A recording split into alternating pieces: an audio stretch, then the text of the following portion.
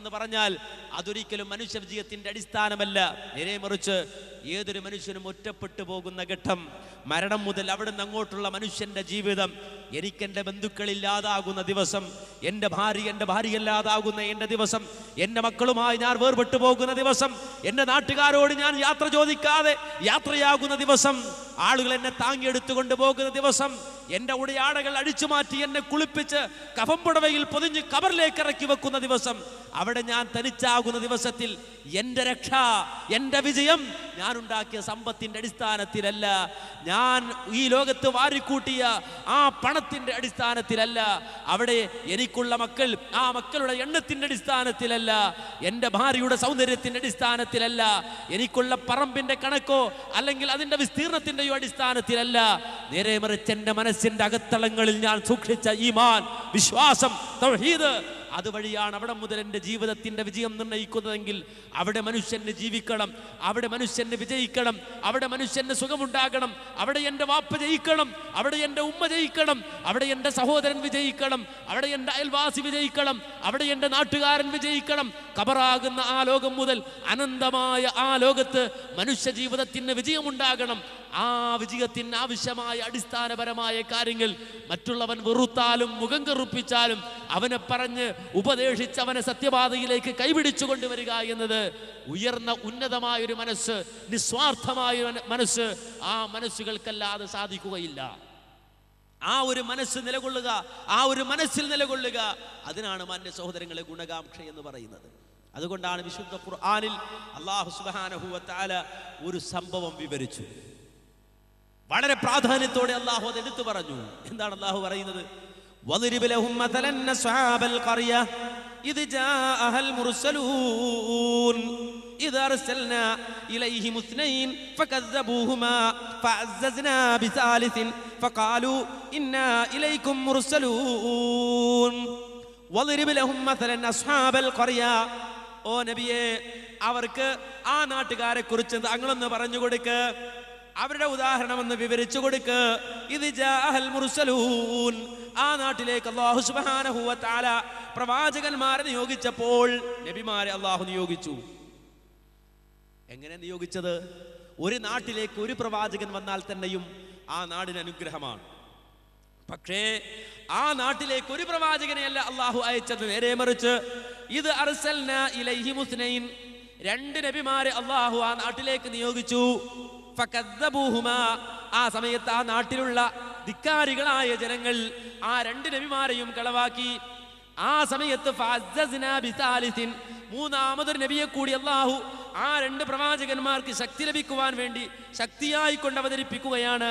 അങ്ങനെ ആ പ്രവാചകനും കൂടി അവർക്ക് പിമ്പലമായി കടന്നു ചെന്നുകൊണ്ട് അവർ മൂന്നാളുകളും ആ നാട്ടുകാരോട് പറയുകയാണ്, ഇന്നാ ഇലൈക്കും മുർസലൂൻ, ഞങ്ങൾ നിങ്ങളിലേക്ക് വന്ന ദൂതന്മാരാണ്, മുർസലീങ്ങളാണ് ഞങ്ങൾ, പ്രവാചകന്മാരാണ് ഞങ്ങൾ. പക്ഷേ ആ സമയത്തും ആ നാട്ടിലെ ജനങ്ങൾ പ്രതികരിക്കുന്നത്, ഖാലൂ മാ അൻതും ഇല്ലാ ബശറും മിസ്ലുനാ വമാ അൻസല അർറഹ്മാനു മിൻ ശൈഇൻ ഇൻ അൻതും ഇല്ലാ തക്തിബൂൻ. നിങ്ങൾ നബിമാരാണെന്നോ?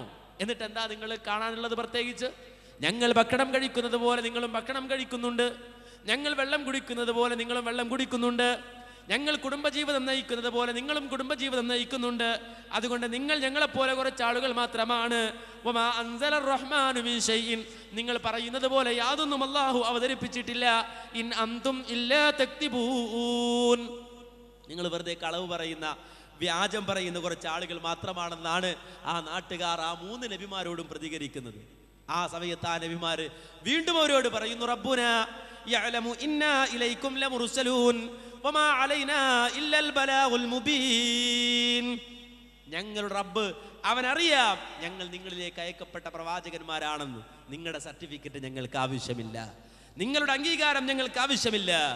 വമാ അലൈനാ ഇല്ലൽ ബലാഗുൽ മുബീൻ, ഈ സത്യസന്ദേശം നിങ്ങൾക്ക് എത്തിച്ചു തരിക എന്നത് മാത്രമാണ് ഞങ്ങളുടെ ബാധ്യത. അത് ഞങ്ങൾ നിർവഹിക്കുകയാണ്. ഈ തൗഹീദ് ഞങ്ങൾ നിങ്ങൾക്ക് എത്തിച്ചു തരികയാണ്. ഈ സുന്നത്ത് നിങ്ങൾക്ക് ഞങ്ങൾ എത്തിച്ചു തരികയാണ്. ഞങ്ങൾ ഇത് എത്തിച്ചു തന്നിരിക്കുന്നു എന്ന് പറഞ്ഞപ്പോൾ ആ നാട്ടുകാർ പിന്നെ പ്രവാചകന്മാരോട് പ്രതികരിച്ചത് ഖുർആൻ പറയുന്നത്, ഖാലൂ ഇന്നാ തതയ്യർനാ ബികും ലൈലം തന്തഹു ലനർജുമന്നകും വലയമസ്സന്നകും മിന്നാ അദാബുൻ അലീം. ആ നാട്ടുകാർ പറയുന്നു, ഇന്നാ തതയ്യർനാ ബിക്കും, നിങ്ങൾ ഞങ്ങൾക്ക് ശകുനങ്ങളാണ്. ഈ നാട്ടിൽ ഇതുവരെ ഒരു പ്രശ്നവും ഉണ്ടായിരുന്നില്ല. നിങ്ങൾ ഇവിടെ വന്നു, ഈ നാട്ടിലാകെ കുട്ടിച്ചോറായി, ഇവിടെ ആകെ ശകുനമാണ് നിങ്ങൾ എന്ന് ആ നാട്ടുകാർ പ്രതികരിക്കുന്നു. എന്ന് മാത്രമല്ല, അവർ പറയുകയാണ്, ലഇല്ലം തന്തഹു, ഈ പണി നിങ്ങൾ അവസാനിപ്പിച്ചില്ലെങ്കിൽ, ഈ ഉപദേശം നിങ്ങൾ അവസാനിപ്പിച്ചില്ലെങ്കിൽ, ലനർജുമന്നക്കും, ഞങ്ങൾ കല്ലെടുത്തെറിയും, വലയമസന്നക്കും മിന്നാദാബുൻ അലീം, ഞങ്ങളാൽ കഴിയുന്ന ഉപദ്രവങ്ങൾ നിങ്ങളുടെ മേൽ ഞങ്ങൾ ഏൽപ്പിക്കും. അതുകൊണ്ട് ഇത് അവസാനിപ്പിക്കുന്നതാണ് നിങ്ങൾക്ക് നല്ലത്.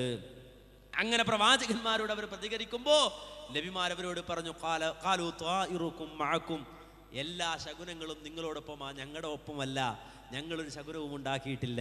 ശിർക്കും അതുപോലെ തന്നെ ഖുറാഫാത്തും അന്ധവിശ്വാസങ്ങളും ഇസ്ലാമിക വിരുദ്ധമായ കാര്യങ്ങളും പേറി എല്ലാ ശകുനങ്ങളും വാരി വെച്ചിരിക്കുന്ന നിങ്ങൾ ഞങ്ങളെ ശകുനങ്ങളാണ് എന്ന് പറയുകയോ, നിങ്ങളോടൊപ്പമാണ് മുഴുവൻ ശകുനങ്ങളും. അതുകൊണ്ട് അയ്യുതുക്കീർത്തും, നിങ്ങൾ നന്നായൊന്ന് ചിന്തിച്ചാൽ നിങ്ങൾക്ക് മനസ്സിലാകും, ബൽ അന്തും ഖൗമും മുസ്രിഫൂൻ, നിങ്ങൾ അതിരുവിട്ടൊരു ജനതയാണ്, നിങ്ങൾ പരിധി വിട്ടു പോവുകയാണ്, നിങ്ങൾ അക്രമത്തിലാണ്.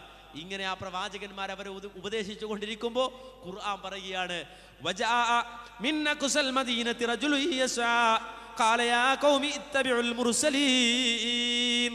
നബിമാരും ആ നാട്ടുകാരും തമ്മിൽ ഇങ്ങനെ സംസാരിച്ചു കൊണ്ടിരിക്കുമ്പോൾ ആ പട്ടണത്തിന്റെ അങ്ങേ അറ്റത്തിൽ നിന്നൊരാൾ ഓടി വരുന്നു. എന്നിട്ട് അയാൾ ശ്രദ്ധിക്കുകയാണ്, എന്താണ് ഇവിടെ നടക്കുന്നത്? ഈ ചർച്ച, ഈ സംവാദം, ഈ പ്രവാചകന്മാരും അണികളും തമ്മിലുള്ള ചർച്ച അയാൾ കാതുകുറിപ്പിച്ച് കേൾക്കുകയാണ്. അപ്പോൾ അയാൾക്ക് മനസ്സിലാകുന്നു, ഈ പ്രവാചകന്മാർ ഇവർ പറയുന്നത് സത്യമാണല്ലോ, ഇവർ പറയുന്നത് ശരിയാണല്ലോ, ഇതാണല്ലോ ജീവിതത്തിൽ സ്വീകരിക്കേണ്ടത്. ആ സമയത്ത് ആ പട്ടണത്തിന്റെ അങ്ങേയറ്റത്ത് നിന്ന് ഓടി വന്നയാൾ ആ ജനങ്ങളോട് പറഞ്ഞു, ഓ ജനങ്ങളെ, എന്ത് വിഡ്ഢിത്തമാണ് നിങ്ങൾ ചെയ്യുന്നത്? ഇത്തബിഉൽ മുർസലീൻ, നിങ്ങളുടെ മുന്നിൽ തൗഹീദുമായി വന്നിട്ടുള്ള, നിങ്ങളുടെ മുന്നിൽ അല്ലാഹുവിന്റെ സന്ദേശവുമായി വന്നിട്ടുള്ള ഈ പ്രവാചകന്മാരെ നിങ്ങൾ പിൻപറ്റണേ. ഇത്തബിഉ മല്ലാ യസ്അലുക്കും അജ്റൻ വഹും മുഹ്തദൂൻ, നിങ്ങളോട് യാതൊരുവിധ പ്രതിഫലവും ചോദിക്കാത്ത, യാതൊരുവിധ കൈവടക്കും ചോദിക്കാതെ ഈ സത്യസന്ദേശം നിങ്ങൾക്ക് എത്തിച്ചു തരുന്ന ഈ നല്ലവരായ പ്രവാചകന്മാരെ നിങ്ങൾ പിൻപറ്റണേ ജനങ്ങളെ എന്ന് വന്ന ആള് ജനങ്ങളുടെ മുന്നിൽ പറയുമ്പോൾ, ആളുകളുടെ മുന്നിൽ അവതരിപ്പിക്കുമ്പോൾ തന്റെ നിലപാട് അദ്ദേഹം മറച്ചു വെക്കുന്നില്ല. ഈ സന്ദേശം കേട്ടത് മനസ്സിലാക്കിക്കൊണ്ട് തന്റെ നിലപാട് അവിടെ വെച്ചുകൊണ്ട് അയാൾ ഉറക്കെ പ്രഖ്യാപിക്കുന്നു,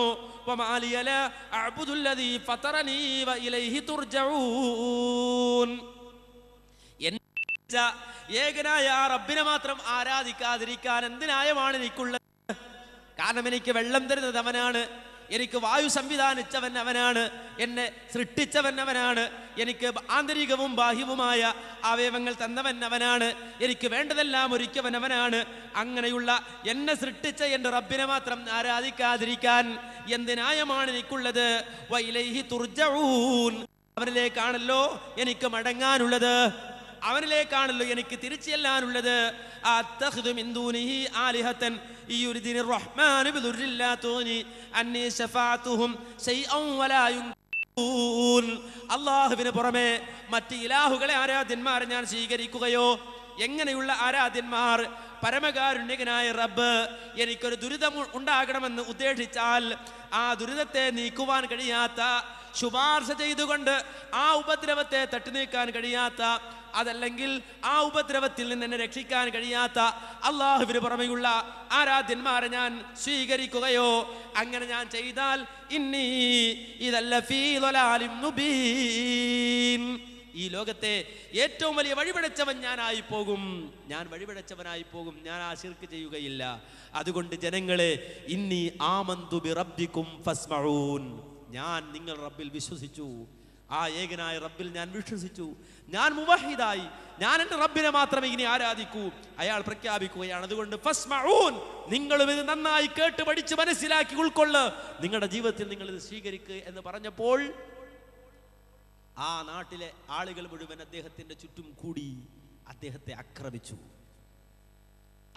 ആക്രമിച്ചു. അവസാനം അദ്ദേഹത്തെ അവർ കൊന്നുകളഞ്ഞു. ഈ തൗഹീദ് പറഞ്ഞതിന്റെ പേരിൽ, ഈ പ്രവാചകന്മാരെ പിൻപറ്റൂ എന്ന് പറഞ്ഞതിന്റെ പേരിൽ അവർ ചോദിച്ചു, നീ ആരടാ? ഈ നാട്ടിൽ ഞങ്ങൾ ഉള്ളപ്പോൾ എവിടുന്ന് ഓടി വന്ന ഒരുത്തൻ ഞങ്ങളെ ഉപദേശിക്കുകയോ?